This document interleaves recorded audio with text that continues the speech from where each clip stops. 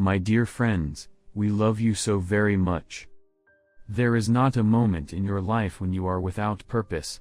Whether you are feeding the poor, baking a cake for a friend, caring for a loved one, pulling weeds, watching television, or taking a nap, you are sending ripples of energy out into the universe. You are either doing something that uplifts and nurtures your body, mind, or soul, or you are creating contrast that will cause you to want better. Nothing in the universe is ever wasted. Your kitchen scraps become compost in the landfills, or, for some of you, in your backyard garden. The trees that die in the forest support new life.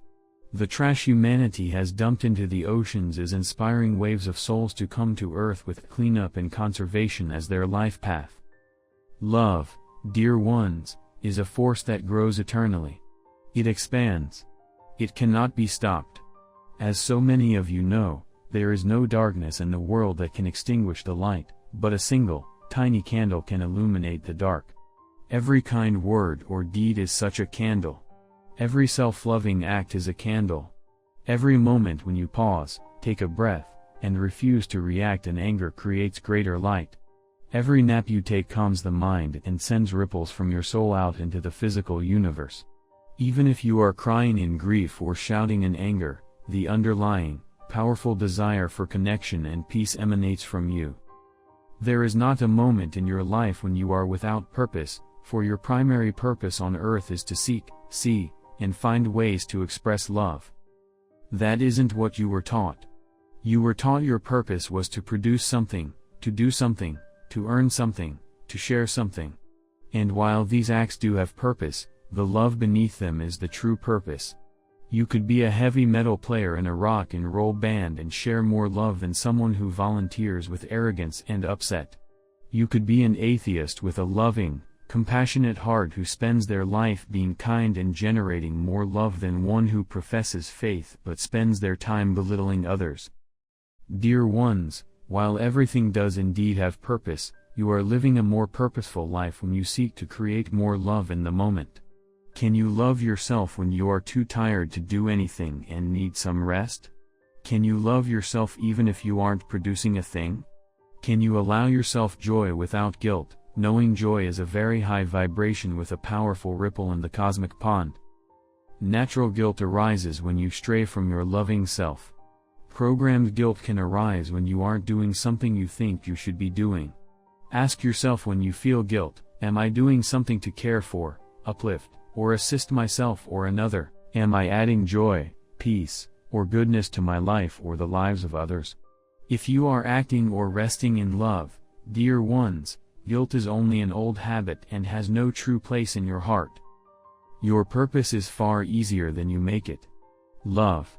Look for opportunities to bring a little more joy, love, peace, and kindness into your life and into the lives of others. If you enjoy the aroma, inhale the scent of your freshly brewed coffee, revel in the joy of it, and in so doing, you emanate love and appreciation to the hundreds of hands and hearts that brought it to you. If you like music, put on a song you enjoy. Let it lighten your heart, enliven your body, uplift you, and then send a good wish to those you love, whether that's one dear pet or the whole wide world. And when you are among people, be kind. Share a compliment.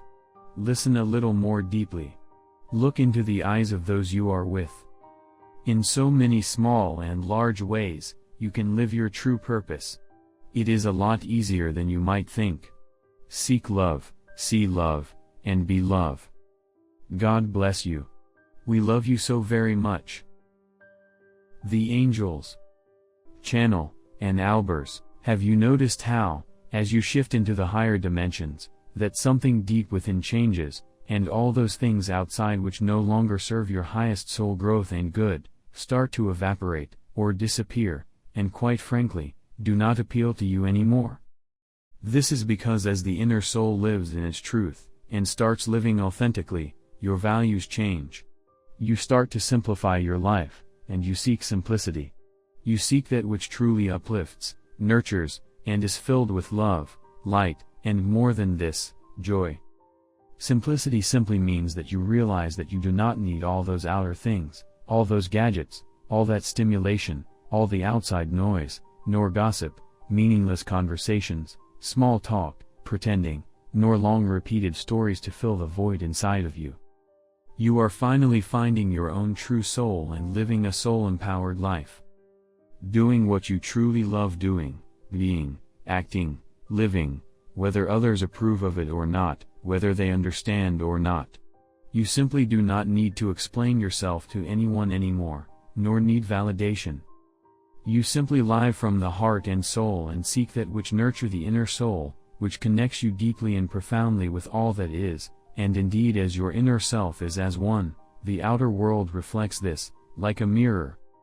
I went for a long walk yesterday, and then when I came back, I just simply sat on bench overlooking the sea, as I love doing, and drinking in the sheer beauty and magic of Mother Earth, when a lady walking her dog walked by. "Isn't this absolutely beautiful?" she said, "and does this beauty does not do something for your soul, the mountains, the sea, and sound of the waves?" "Yes," I said, "to me this is my tonic, my daily connection to the very essence, the soul of the earth." I did not add the cosmos, for often in such moments the connection becomes cosmic and not just earthly. I so often find the greatest and deepest moments of downloads coming in, or are shown the energy lines, the fields, and provided with information which goes way beyond the earth. Indeed, we are now moving into much higher energy fields, where more and more of this will happen, and we will start to communicate heart and heart, soul to soul more, not through words, but through telepathy, and authenticity, and indeed returning to the basics, clean water, clean air, organic food, embracing all of life and living beings, and the earth and all within her and upon her and beyond as we become one with all that is.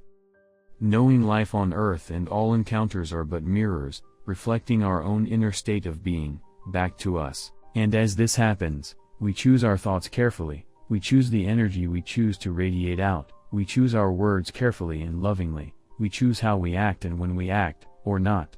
For we now know for sure, that our thoughts are so powerful, as are our words, as are our actions and non-actions, that they have a ripple effect on the whole. We take full responsibility for what we are creating within and without. We choose to rather stay in the heart and soul, in love, and co-create lovingly and with pure intent, that which always serves the greater whole, rather than allowing our own ego, with all its neediness and projections, to run our lives. We live from the heart and soul and the depths of our being, the truth of who and what we are in truth. Simply, authentically, embracing life and life more abundantly. With love and joy. Judith. By Judith 𝐾𝐨.